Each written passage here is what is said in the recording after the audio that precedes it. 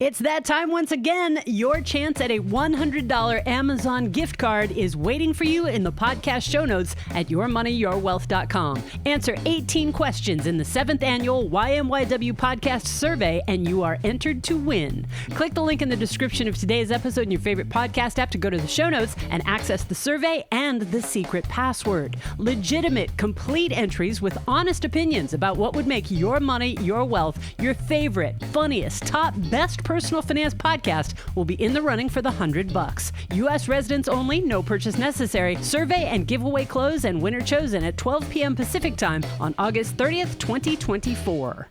Is timing the market when you withdraw money from your retirement accounts or do Roth conversions a good idea? Is it an effective strategy for YMYW listener Robert? That's today on Your Money, Your Wealth podcast number 488. Plus, should Doug change his 60-40 asset allocation, and should he start a solo 401k? Jefe plans to withdraw from his retirement accounts beyond the top of the 24% tax bracket for the first few years of retirement. Is there any reason to put it in a brokerage account rather than converting it to Roth? The fellas also spitball on Roth conversion methods and strategies for Srinivas, Todd, and Debbie and Jay-Z in California. And they spitball on Jay-Z in New York's bucketing strategy for early retirement withdrawals. Got a money question or want a retirement spitball analysis of your own? Click the link in the description of your favorite podcast app to ask Joe and Big Al on air. I'm producer Andy Last, and here are the hosts of Your Money, Your Wealth, Joe Anderson CFP and Big Al Clopine CPA. Srinivas from Chicago. Srinivas. Right. Srinivas. Have you ever heard of that name? I had to look it up. Okay. I have never heard that name either. No, cool. Just for what it's worth. All right. We are planning on doing Roth conversion of $100,000 in February 2025. All right. We fall into the 32% tax bracket. We're still working with W-2. In preparation for that Roth conversion, we started additional withholdings at federal and state taxes. They withheld $100,000 at the federal level and another $100,000 at the state level. We split that into 24 payments, 24 paychecks. Is this the right way to avoid an IRS penalty? Is there a better way to do this $100,000 Roth conversion? Thanks in advance and best regards. All right, so if I understand the question, they're going to do a Roth conversion in 2025 of $100,000. So they want to withhold taxes from their paycheck in addition to pay the tax to avoid any type of tax penalty. Right. Let's first talk about the tax penalty and how you fall into that. And then B, is this a good strategy to do? Yeah, okay, that's a good point.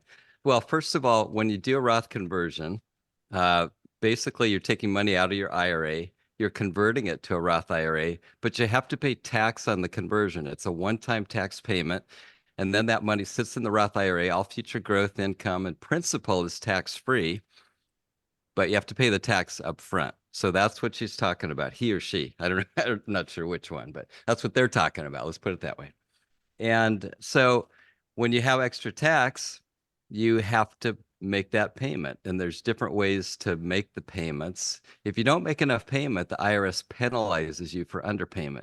And most of us don't think about it, Joe, because we have a salary, we have withholding, and it covers it generally, in most cases, not always. And so we don't even think about it. But the truth is, if you have a salary, for example, and normal withholding, and you have a lot of extra income, then there's two ways to make those payments to avoid penalty. One is to make quarterly estimated payments, right? Starting in April, then June, then September, then January. And that's 1/4, 1/4, 1/4, and so on. Or you could just have more withheld from your paycheck.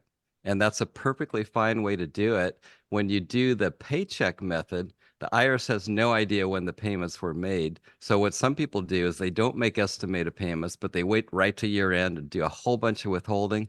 And that works as well. But this strategy, there's nothing wrong with this. It works just fine because they'll have enough paid in and they won't be penalized.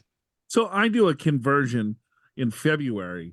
So what's the rule of 125% of income or 100% of tax paid the previous year? Then every time I explain that rule, you roll your eyes. But since you're asking, I'll do it. Sure.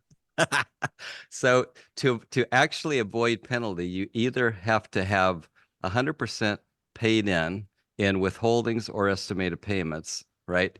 Equaling last year's tax. Or if your income's So last year's tax was fine. yeah. But this year's tax is going to be higher because of the conversion. So can I wait until so I'm doing the conversion in February. Can I wait until April when I file or when my CPA does my taxes to pay the tax, or am I going to be penalized? Assuming that's true. In other words, like let's just say in 2024, no Roth conversion, which is kind of what's implied.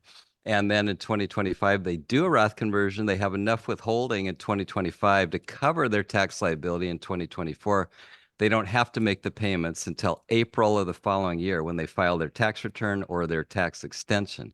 So that is a correct statement. Now, if your income is over 150,000, you have to do 110% of last year, but that's anyway, they will likely fall into that. However, if they do it the following year, that's not going to work, right? Because now their income in 2025 will be much higher because of the Roth conversion. So they're going to have to do this withholding. Assuming that's true, that they didn't do any Roth conversions or not planning to do any for 2024, that's a correct statement. And as a matter of fact, just to kind of add on to that, if they didn't do any Roth conversions in 2023, they could go ahead and do one right now, and they don't have to have withholding until April, assuming their withholding covers last year's tax. Right. So they don't have to wait till 2025 if they don't want to. Really glad I asked that. You always, it's really hard to explain it without like getting technical. Right, or illustrating it on a whiteboard. All right, let's go to Texas here. We got Jefe. Howdy, Joe, Big Al, Andy. This is Jefe from Texas. Joe, it's Jefe. Oh, Jefe. Jefe. We had this conversation 10 episodes ago. Jefe. What, Jeffe's wrote in before? Yes. Okay. In preparation for retirement, for the first few years, my plan is to withdraw from pre-tax retirement accounts more than are spent to the top of the 22 or 24% tax bracket. Is there a reason not to convert the excess to Roth and instead deposit in a taxable account? No, there's no reason. Convert. So what he's doing, he's going to maximize his tax bracket. And we talk about this often, is that if you're taking money from a qualified account, depending on how large that qualified account is, once you hit RMDs, some people will fall into a higher tax bracket, right? Especially if the tax rates revert back. So Jefe is thinking, hey, I'm going to take some money out of the account. Let me just maximize the bracket. So he's asking, does it make sense to put it in a taxable account or to convert to a Roth? Yeah, and I would agree with you generally, but I can think of at least one situation where you wouldn't want to do that, and that is if you are under 59 and a half and you have to have access to the money on the conversion within 5 years, you'd actually want to put that into a brokerage account so you could get at it. I do not see any reason to have much outside of tax protected accounts if you do not have to. Yeah, I agree with you. Yeah, we agree. Yep. I still enjoy a little rye old fashioned. The wife, occasional beer, wine, champagne. Driving the same old 2013 Infinity, pushing it to the limit. And wife, the 2022 Forerunner. Appreciate y'all, and I always look forward to each podcast release. Sincerely, Jefe. Jefe, very good. All right. Yeah, that's the only reason. Yeah, I can't think of another reason. I mean, well, another reason might just be if you need to spend the money right away, it's just an extra step to put it into a Roth and then a week later put it into a brokerage account. But otherwise, yeah, I can't think of too many reasons why you wouldn't just put it right in the Roth. Because if you're over 59 and a half. Roth IRA says FIFO tax treatments, first in, first out. So there's no penalties if you convert. If you're over 59 and a half, if you convert the money, you can pull it out the next day and spend it. There's no taxes. There's no penalties because you paid the tax on the conversion. Only the earnings need a season in there if you're over 59 and a half and you never had a Roth before for 5 years. So to really get sophisticated here, we need to find out how many Roths Jefe has, when did he establish the Roths, how much money that he actually needs, and how old Jefe is. Correct. Yeah. And if he's younger than 59 and a half, is he going to need the money within 5 years? So a couple things there, but I would say 90% of the cases, well, actually, if you're over 59 and a half, it's hard to imagine a case where you'd want to not go to Roth. All right, we got Douglas from Cave Creek, Arizona. Hello, Big Al, Joe, and Andy. This is Doug from Cave Creek. I recently started listening to the show and loving it. 69 years old, have about $3.5 million in a high yield savings account from recently selling my business. Congratulations, Doug. I have income on land that is renting at about $29,000 a month. Wow. Which will continue for the next 4 years. And I also receive about $2,800 a month in Social Security. I'm in a unique situation is I have no other retirement accounts or savings. I own my home. It's worth $700,000 paid off, but also have a home in the mountains that's worth about $1.2 million with a remaining mortgage of $600,000 at a 3.5% interest rate. My annual spending is about $175,000. Here's the question. Other than just investing my savings into a 60-40, allocation in my brokerage account, what other considerations should I be thinking in my situation? For example, I still have earned income from the rented land. Should I be looking at a solo 401k for the asset protection and tax optimization?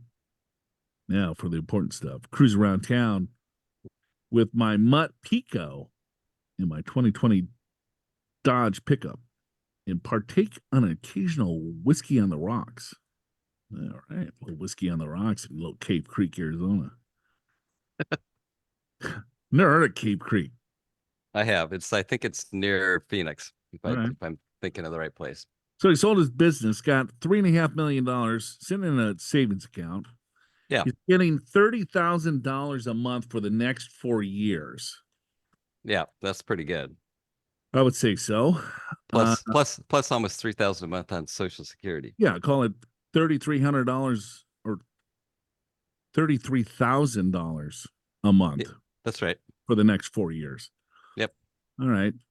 His spending is $175. He's 69 years old. What should he be doing with his situation? I don't know. The $29,000 a month that's coming in from the land lease. He says it's ordinary income, but I don't think that's earned income. You are correct, Joe. It's ordinary income. It is not earned income. It's passive income. Therefore, there's no way to do a solo 401k on that. Can't do it. So his question is, how can I guess, optimize the money that he has, the $3.5 million. Plus, it sounds like he's getting extra money from the land renting, the land lease, and Social Security. 60-40 it's generally considered to be a good allocation for many people. We don't know enough about his situation to know if that's the right allocation, but that's often where people start. So there's probably nothing wrong with that. 69 years old. He spends $175,000. So the land lease is going to pay him for the next 4 years. And then he's going to have $3,000, or let's call it with inflation, $40,000. Yeah. He's going to need $150,000 from the portfolio. 150 divided by, I don't know, 5, probably. He's got 3.5. Yeah, I think the 60-40 actually makes a lot of sense for the guy, because he's got 4 or 5 years until he needs, or maybe even longer, until he needs to draw any money from that portfolio. Yeah, and let it grow and add to it, right? Yeah, let it grow and add to it. And then the 40%, keep it pretty safe. Treasuries, cash, CDs, and then put the other 60% in long-term equity growth type instruments, because he's just going to probably, and that will continue to grow. I don't know about his heirs, what he wants to do at end of life. If he wants to spend it all, then increase your spending. Buy another, buy a lake home. You got a mountain home. Yeah, the only thing I might to think about to looking into is municipal bonds. Maybe he picks up some of those, maybe some Arizona municipal bonds, because those would be tax-free on federal and state. So that could be a possibility on his safer money, on his fixed income. Yeah, well, but I think in a non-qualified account, there's a lot of tax benefits by having that much money there if you tax manage it appropriately. Yeah, Markets agreed. get volatile. You can tax loss harvest. You can have a lot more tax efficient type of investments in those accounts. So to try to keep a lot of the interest and dividends off the 1040, because he's going to be in a pretty high tax bracket over the next 4 years. But then after that, he could be in a very low tax bracket or pay almost very little in tax, depending on how he manages that $3.5 million. Right. I agree with all that. Cool. All right. Well, congrats on the sale of the business, Doug. Have a whiskey on me. Assumptions you make about your finances can make or break your retirement lifestyle. Will it be bad or beautiful? Maybe your outdated, tired, set it and forget it financial plan needs a complete money makeover. On the Your Money, Your Wealth TV show, Joe and Big Al show you how setting goals, revamping your portfolio, and doing a tax turnaround can give your retirement plan the financial facelift it needs. Watch YMYW TV and download the companion Money Makeover Guide for free from the podcast show notes. Once again, this guide is a limited time special offer, so get yours before this Friday. In the description of today's episode in your favorite podcast app, you'll find links to watch the complete money makeover and to download the special offer by this Friday. We got Todd from Flagstaff, Arizona. He's got a Roth question. Currently, he's got $500,000 in a Roth. He's got $1 million in an IRA. Am I reading this right? Yep. $1 million IRA, taxable, $140,000 cash, $2,200 a month in rental income, which is paid off and it's worth $350,000. He's got a $100,000 mortgage on his $1.4 million home that they live in, yearly pension $65,000. Wife is retiring this year at 63. I'm 65. Her Social Security is $35,000 a year at age 70. My Social Security is minimal due to the pension. Question: Is this question kind of like? Is it me? Stream of consciousness? Yeah. There's like no punctuation in Right. it. It's like it's just words, and I'm like, man, did I? Did someone put something in my drink here? It's a little hard to follow. I'm reading it. Wow. Yeah, I'm sweating. I got like a little bit of a migraine. I liked you said his wife is retiring year at, because that's what he wrote, year at without a space. Yeah. And you just did it. It's perfect. This year at 63. This year at 63. Oh man. All right. Well, I'm with him. Okay. Question is $1 million IRA to convert it to Roth a little bit yearly, staying in the 22% tax bracket. Thank you. Oh man. I enjoy your show. Keep it up. Good deal. Helpful. Oh yeah. Oh yeah. Oh yeah. No space there either. 2018 Dodge Laramie. Laramie? I've never heard of a Dodge Laramie. Four-door diesel. 4x4. I like ice cold beer and lake music, mainly country, but play all genres. TD. Okay. So he's got $1 million IRA, wants to convert to a Roth. Does he do a little bit and stay in the 22% tax bracket each year? Yeah, I like it, Todd. I would answer my question as you asked it, but from what I understand of the question, I like it too. There's no reason to do it all at once. You're 65. At 65, your RMD's probably at 73, or is it 75? One of those two. Right. So you got 8 to 10 years to do conversions. So yeah, just do it a little bit over time, stay in the lower brackets. Yeah. I mean, the pensions and the Social Security's covering their living expenses, it sounds like. He's got rental income, they have pension income, wife's got Social Security, his is going to be minimal. It's $1 million retirement account. It's like, all right, yeah, convert to the top of the 22% tax bracket over the next couple of years. If tax rates change, then readjust. Yeah, I think that's exactly what I was going to say, because the tax rates are supposed to come back to what they were in 2026, what they were in 2018. So if that's true, tax rates will go up. So you might want to reevaluate then. All right. Thanks, Todd. Have another ice cold beer. Well, let's go. Robert from Southern Maine. Important bits. No pets. Drink of choice is Allagash White. Allagash? I don't know. It's Belgium style wheat beer brewed in Portland, Maine. All right. Drive 2024 Honda Pilot. I'm a self-directed investor, 61 years old, finishing years 5 of a 72T distribution at the end of this year after retiring in 2019. Since retiring, I've been doing Roth conversions to the top of the 24% tax bracket and will continue converting until I take my Social Security at age 70. My question concerns about withdrawals for living expenses from a taxable retirement account. In that investments grow on average every year, is there anything wrong with the idea of the combined total of living expenses plus annual Roth conversions being converted into a Roth account every year in January or when the market is down a bit sometime in the first quarter? And then do monthly sales of living expenses withdrawals from the Roth account. My thought is to keep 3 to 6 months of withdrawals in cash and market time the sales when markets are up. Obviously, this won't work out in our favor every year, but on average, it should. I've been doing this market timing for the past 6 years with the Roth conversions. Convert when holdings are down. It has worked out well. What do you think? Thinking in advance. Robert.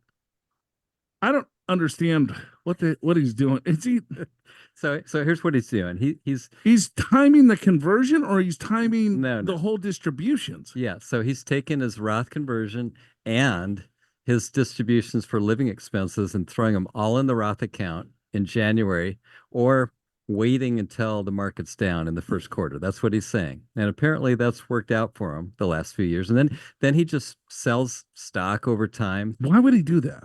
Well, because then the growth, right, then stays in the Roth.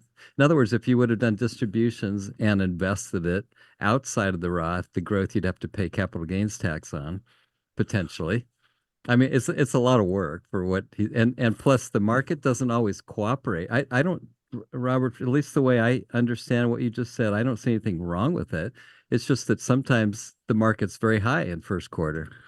Okay, so he's doing conversions in January, or he's doing the conversion when the market's down. Yeah, well, he's saying he's doing his conversion plus his living expenses as a conversion in the Roth IRA, and generally his experience is the market's been down at some point during the first quarter. So he's just trying to time the market with his, what most people do is they do a Roth conversion, they let it go, and then they pull out enough for living expenses. He's just saying, I want to put it in the Roth because then any growth will be tax free, which is as I understand the question, I don't see anything wrong with it. All right, so he's doing a 72T tax election. Well, that's different. Okay. That's not the question. No. I know. So he's got money coming out of his retirement account because he retired prior to 59 and a half. Correct. And a 72T tax election allows you to take separate equal periodic payments out of a retirement account over a time period, depending on if he did annuitization, RMD, or amortization. Correct. So he retired early, and those dollars are coming out of the retirement account, and those are taxed at ordinary income rates. So he has to pull the money out for 5 years or until he turns 59 and a half, whichever's longer. So he's in this 5th year of doing the 72T tax election.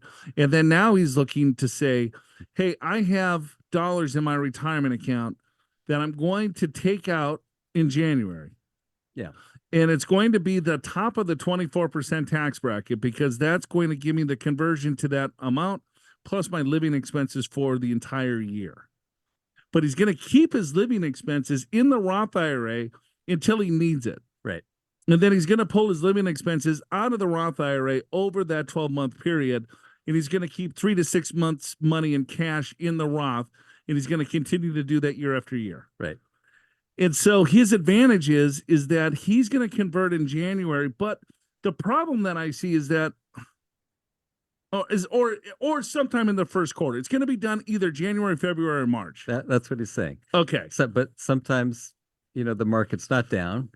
There's nothing wrong with the strategy. And, 2 out of 3 years, the market, on average, two out of 3 years, the market goes up. 1 out of 3 years, the market goes down. So he's basically saying, let's do this at the beginning of the year. let's get a little advantage. Yeah, I love the conversion in January. I think everyone should do the conversion in January because you're going to get the compound tax-free effect for 12 months or Right. or 11 and a half, whatever it is. Sure. But okay. But that's what he's doing. And I don't see anything wrong with it. Would I do it? Probably not. Just too much work. I would just For a couple of bucks. Yeah, right. For me personally, but I get the concept. I think it's fine. Yeah, it's not a big deal. He's got a cash account in his Roth, and then he's just taking distributions from his Roth to his checking account, I guess, monthly. Yeah, as he needs it. Sure. All right, Robert. Any dollar you can get, just squeeze that lemon. Squeeze it. Yeah, right. Squeeze.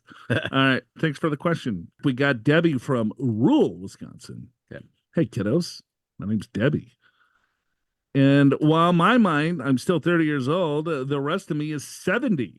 I enjoy spending time with my crazy kids and grandkids every Sunday. And my pig-nosed barn mutt of a dog. My choice of drink is mixed drink from McDonald's. And I drive a Ford Bronco. What's that? Is that like everything in the fountain? I think probably so. I think it's Coke, root beer, Sprite. I used Fanta. My kids used to do that. Yeah. Just give me the mixed drink from McDonald's. I want them all. Well, actually, I don't drive it because it's too nice. So I drive my late dad's 2000 Buick instead.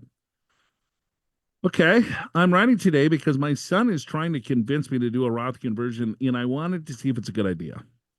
I unexpectedly lost my husband last year. He has left a tremendous hole in our family, not just because of his kindness, his love, and his faith, but because of his technical savvy and financial abilities.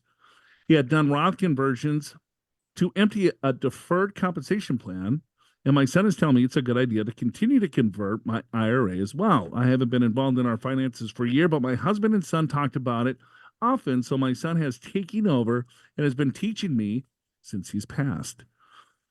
Here's the financial picture. It's pretty simple. Between the husband's state pension and my Social Security, I get paid around $140,000 annually, with increases to the account for inflation for the rest of my life. I have $90,000 in a Roth IRA. That was my husband's, about $100,000 in stocks and bonds, and about $250,000 in cash. My IRA is $150,000. I need less than half of what I'm paid to live off of, as I'm a pretty simple farm girl and have no debt. All right. Okay. Sons tell me it's a good idea to convert my entire IRA this year to a Roth IRA. It'd be in a different company from where my husband is. He tells me that I would have to pay $35,000 more in taxes this year. My Medicare premiums would be higher for 1 year later. But he says since I'll be filing taxes still as married, my taxes and Medicare rates will be lower this year. Okay, I see what he's doing here. Yep. And since my income will never decrease, I will almost certainly be taxed at the same rate or higher for the rest of my life. Essentially, this year alone would be the lowest tax I'd ever get my money out of an IRA. Can you speak on this? Okay. Is my son thinking of everything? He's also explained how Roth accounts are better for an inheritance standpoint, which is important to me. But maybe he has a conflict of interest. He's your son. He's got a little scheming going on. Right. I don't know, kid. No conflict of interest here. And a tax bill like this is a huge amount of money for me, but I do trust him. After all, he's my favorite son and the smartest one too. Thank you, Debbie.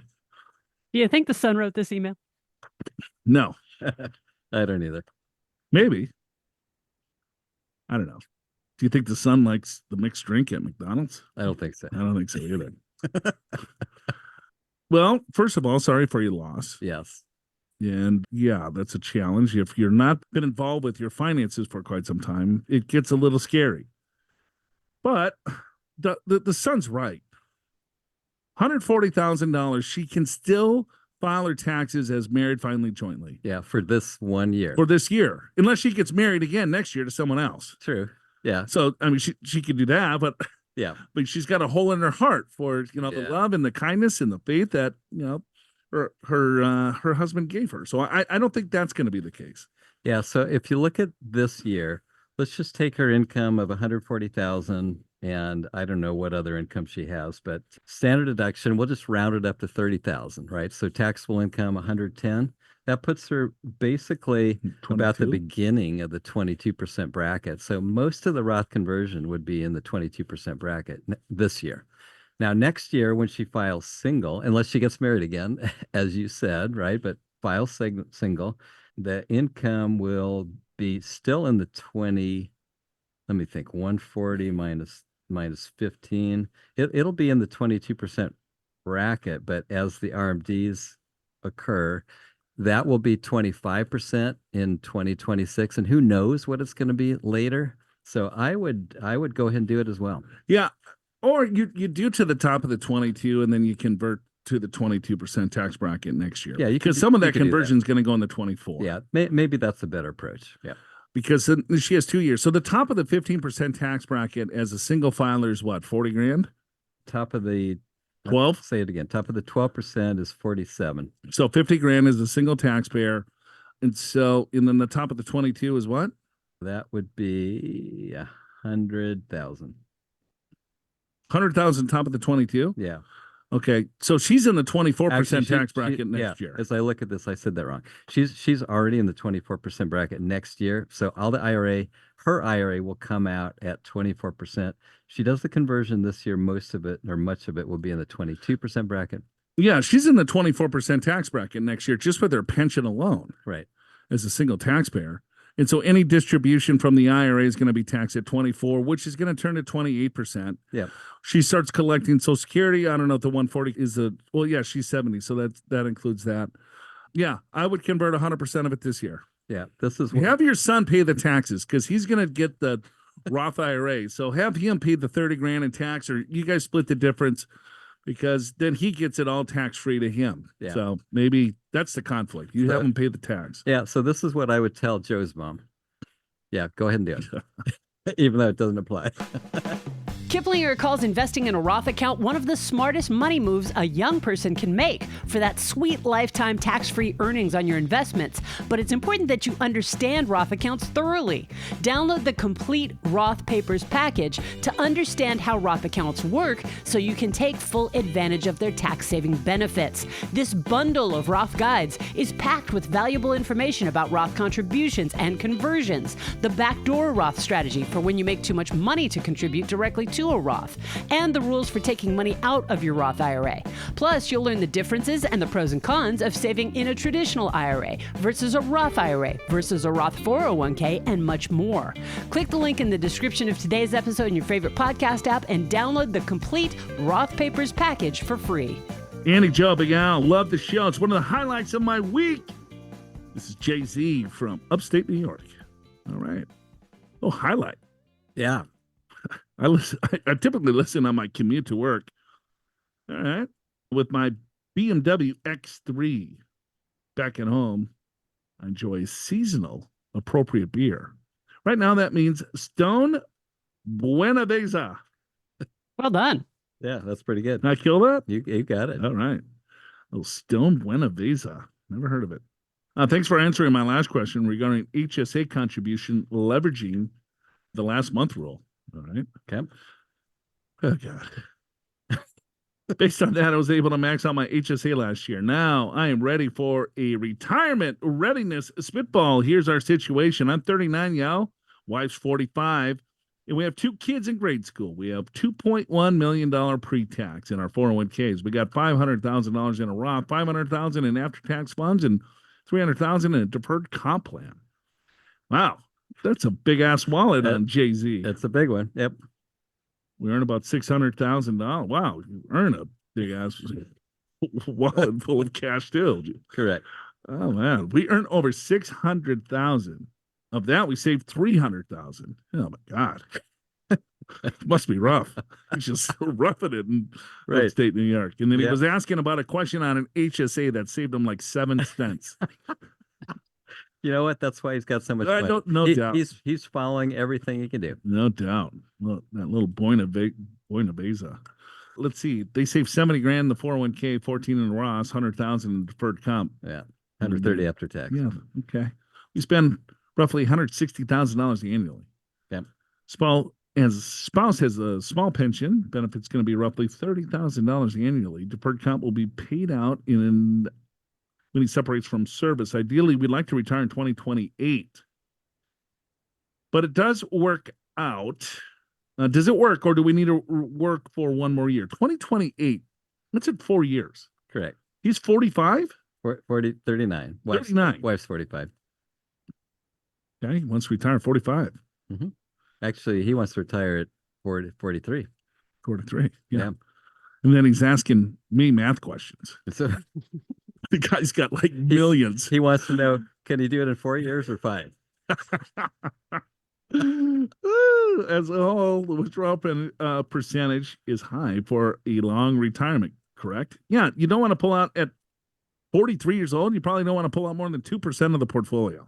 Yeah, so I did the math. So he's got 3.4 million right now. He adds 300,000 a year. I'm just using his numbers. For 4 years at 6%, he'll end up with 5.6 million. And he's spending 160. So 160 into 5.6 is 2.9% distribution rate. It's a little rich. You got to still pay tax on that. Yeah, might be. But that's not inclusive of any Social Security benefit later. But that's not going to happen for Yeah, but he's 20 retiring at 20 years. 43, and Yeah. then that benefit is going to be minimal because he didn't work a lot. Yeah, he didn't Yeah. work a lot. Yeah. All right. I don't know. That seems just a little bit rich for my blood. So you want him to work another year? Well, Or more. maybe if he works part-time. So I guess what you're suggesting is maybe at that age a 2% distribution Yeah. rate. So maybe what's Trust me, I've looked at the math several every day of my life. so about I got it. You tried to retire at 43, then 44, and then 45.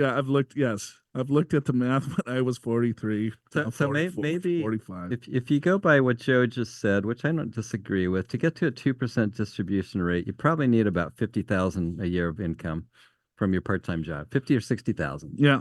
And then you probably got enough cushion where you're not going to worry about it. All right. So he says we don't have access to our 401k, so we'll have to live off our after-tax and deferred comp plans through 2039. Our 401k and Roth accounts will continue to grow until we hit 59 and a half, which is over 10 years, could compound nicely. Say current 2.1 plus 3 more years of contribution plus 10 years of growth equals 5 million. Plus Roth and pension could put us at approximately 3% withdrawal rate. Does this bucketing line of thinking work? Yeah. I mean, I think we just said that, but I don't like, you can have access to your 401k too prior to 59 and a half. You just have to do a 72T tax election, which probably it's probably not a great idea either. No, that'd be a little tougher, but you probably, you focus on the after-tax funds and the deferred comp coming out. Yeah. And anyway, so I think this may possibly work. $600,000 a year of income, and it's like, I'm 43. I'm gonna just, I'm gonna walk away from it. I don't need it. I don't know. I would keep going, and just wait till they fired me. I would just go and I'd be like Office Space. Well, here's the other. What's that movie? Office Space? Is that what it's Yeah, called? it's Office Space. Right. Look, The guy with the red stapler? yeah. Yeah, right. I'd be like, yeah. I wonder how long I could get away with this. And can you imagine yourself at 43 with 2 grade school kids at home? No, I can imagine myself at 50 with a 3-year-old. So let me put it this way. Do you want to be at home all the time? No, I'm good. But I like it. I mean, man, fire it up. Yeah. I mean, it's close. He's done a hell of a job saving. You got a ton of cash. You do a fantastic. You save half of your income, of your gross income. Right. You spend within your means. It is close. All we're suggesting is, as long as you can kind of pivot with your spending. Yeah. If you can spend a little bit less some years, depending on what happens with the market, because he's going to still, he will have to have, I don't know, probably still a lot of growth in the portfolio. Because he's got to let that thing grow for the next 50 some odd years. Right. I mean, he'll have a lot of safety just because he needs the cash flow. So JC, all we're suggesting is it's close. It might be a little rich just because you're retiring so young. Maybe you can work part-time. Maybe you can cut your expenses, but maybe more importantly is you might rethink it because at age 43, you may not be ready just to retire for the rest of your life. I don't know. Maybe he hates his job. Maybe. I can relate sometimes. Not me personally. Yeah, yeah. I work with people that hate their jobs. Yes, True. We consult them. Yeah. And help them retire. Hey, Joe, Al, Andy, love the show. My wife and I have a combined income of $300,000. Both of us have a couple $100,000 in traditional IRA accounts due to a rollover of previous companies. And we have 401k plans. I have $100,000 in a traditional IRA account. My wife has $400,000 in a traditional IRA. Because of the pro rata, we need to pay the current high tax rate when we do our backdoor Roth IRAs. I'm thinking about rolling our traditional IRA into our 401k, but keeping one IRA open with a minimum balance, $1. This way, we continue our backdoor Roth without any additional tax due to the pre-tax portion. I'm 64 years old. My wife is 61. Plan to retire at 67. After retirement, our main source of income will be Social Security and our distributions from the retirement accounts. We have a $1.2 million in 401k pre-tax. My wife has $300,000 in her 401k. Once we're in retirement, we will roll the 401k to our traditional IRA account, convert some money into a Roth every year with the consideration of whatever tax rate at that point. I believe that our tax rate in retirement will be much lower than it is today. We plan to spend $80,000 to $90,000 a year when we are retired. Can you tell us whether this is a good strategy? Looking forward to some spitballing in our scenario. Our drink of choice is a little California red wine. BV. What's that? I think it's the brand. California red wine BV? I think the brand is called BV. Ooh, okay. We also have a little Tesla Model 3 and a Toyota Sienna minivan. Damn. We live in LA. Our house is paid off, and we'll stay in the same house after retirement. Thank you very much. Another Jay-Z. One from New York and one from California. They're on each coast. How about that? All right.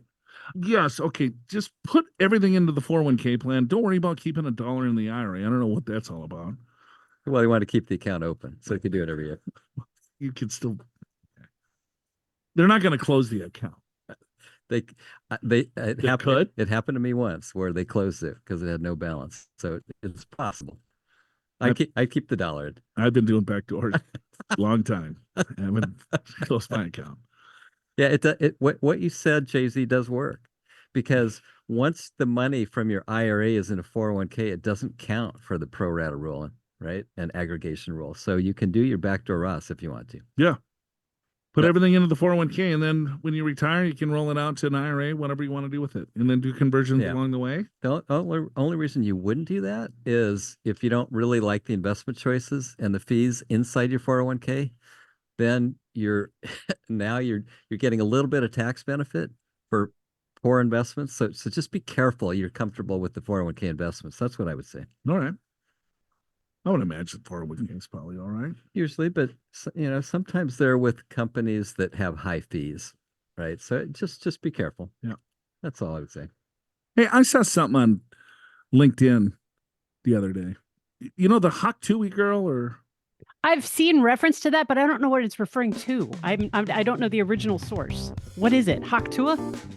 Yeah, it's a joke, I guess. Okay. Google it.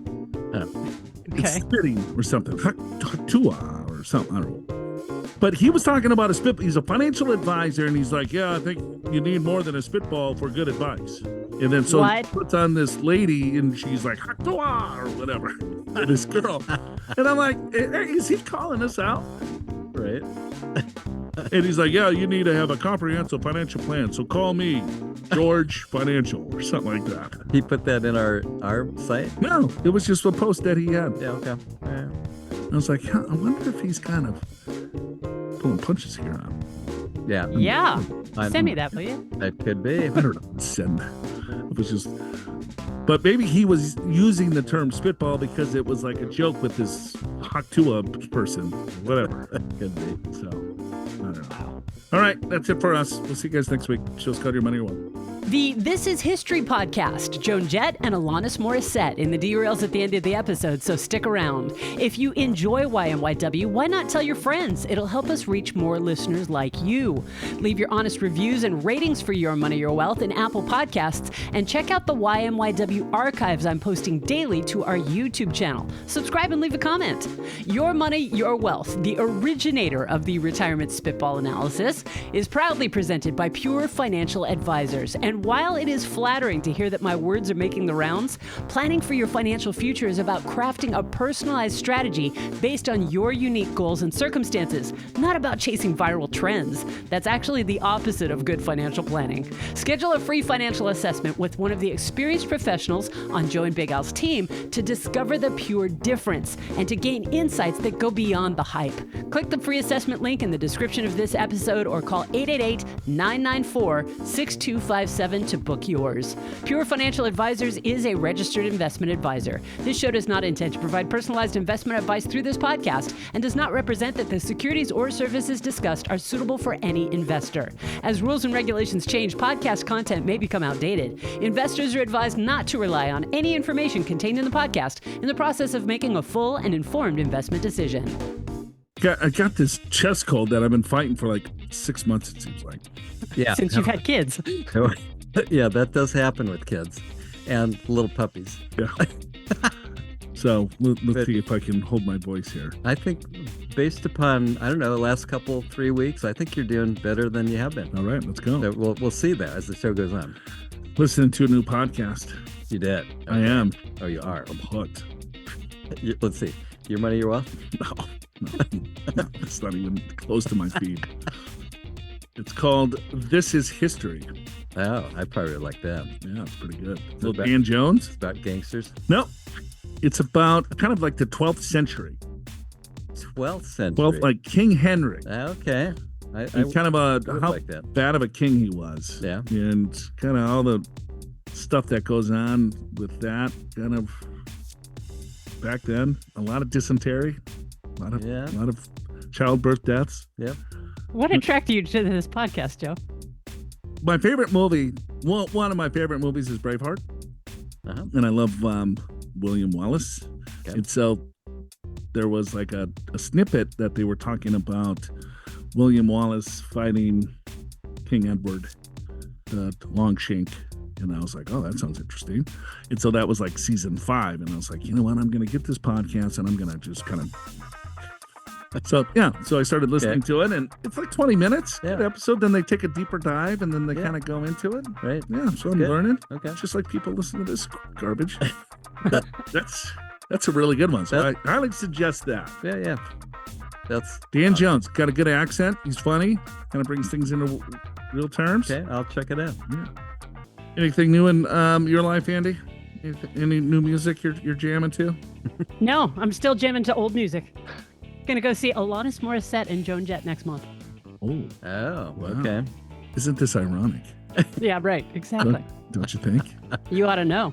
Yeah. It's like rain on your wedding day. Wow, you remember the whole song, don't you? I don't remember the rest, but you've already nailed it so far. Yeah. I like that song. That's back in the 90s. That's Mhm. old. I remember Joan Jett, what? I love rock and roll. Putting Yep, that you down got in it. the jukebox, baby. I hate myself for loving you. Yes. I remember seeing Alanis Morissette on Saturday Night Live. The first time I'd ever seen her, and she had this long hair, and her head was just bobbing up. You couldn't even see her face because it was all hair, but it was very entertaining. Yeah. Where's this going to be? Petco Palm Park? Desert No, in August, and it's gonna be like 8,000 degrees. So looking forward to that. Oh, wow. Take some water, lots of water. Yeah. And then you're leaving again? You're going to where? We're going to Telluride in Colorado, end of the month. Yeah, and that's just for less than a week to do my big hike. Oh, okay.